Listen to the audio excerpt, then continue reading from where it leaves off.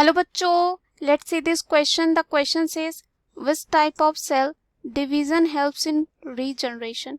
इस क्वेश्चन में हमें ये बताना है कि कौन सा जो है सेल डिवीजन का टाइप होता है जो हेल्प करता है रीजनरेशन में. तो आइए इस क्वेश्चन का जो है आंसर देखते हैं. सबसे पहले जो हम बात करेंगे इस क्वेश्चन में कि कॉन्सेप्ट की बात करते हैं. तो सबसे पहले हम देखते हैं कि रीजनरेशन क्या होता है. रीजनरेशन जो है क्या होता है इसके बारे में बात करते हैं. रीजनरेशन जो है एक नेचुरल प्रोसेस होती है. क्या होती है? एक नेचुरल जो है प्रोसेस होती है. नेचुरल प्रोसेस होती है ऑफ रिप्लेसिंग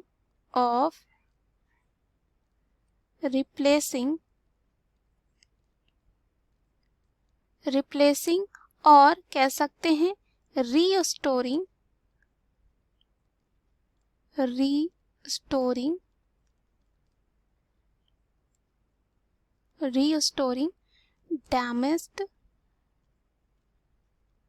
डैमेज्ड और जो मिसिंग सेल्स होते हैं. ये एक नेचुरल प्रोसेस होता है जिसमें क्या होता है, कह सकते हैं जो रिप्लेस होता है और रीस्टोर होते हैं डैमेज्ड और मिसिंग सेल.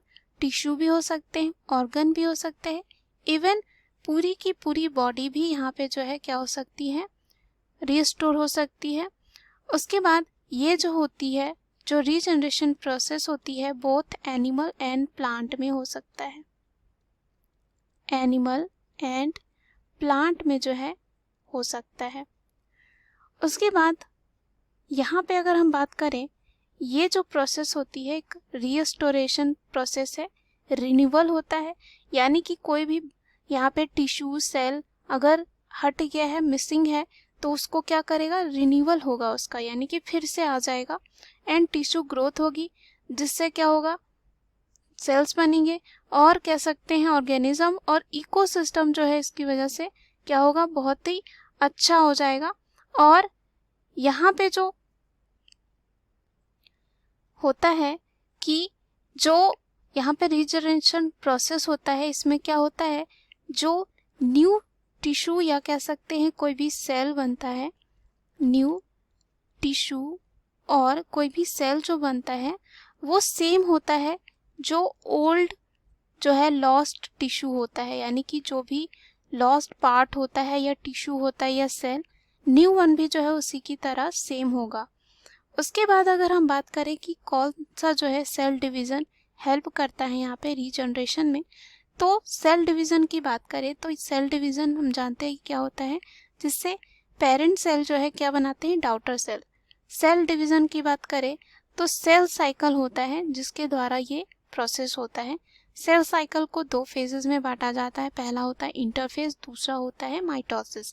इंटरफेज में अगेन जो है 3 फेजेस होते हैं, गैप 1, सिंथेसिस फेज, गैप 2, उसके बाद आता है mitosis.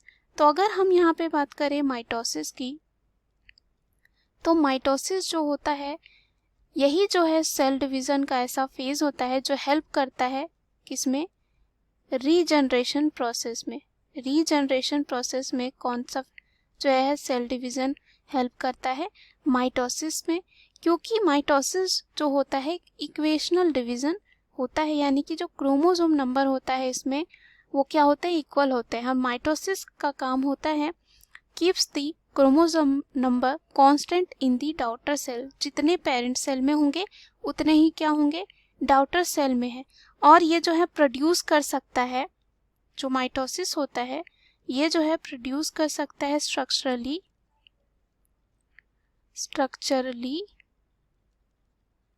And functionally, structurally and functionally जो है सिमिलर सेल्स को. सिमिलर जो है सेल्स को ये क्या कर सकता है, प्रोड्यूस कर सकता है माइटोसिस. एंड माइटोसिस जो होते हैं वो जो सोमैटिक सेल्स होते हैं, सोमैटिक सेल्स किसको कहते हैं, हमारे जो जर्म सेल है, यानी कि यहाँ पे टेस्टिस एंड ओवरी से जो स्पर्म एंड एग बनते हैं उसे कहते हैं जर्म सेल. उसको छोड़कर पूरे बॉडी पार्ट में जितने सारे भी सेल हैं उन्हें कहा जाता है सोमैटिक सेल।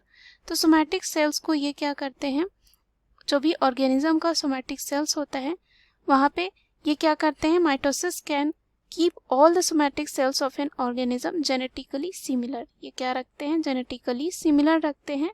सो ये क्या होते हैं, एबल होते हैं ताकि रीजनरेट कर सके, क्या कर सके, रीजनरेट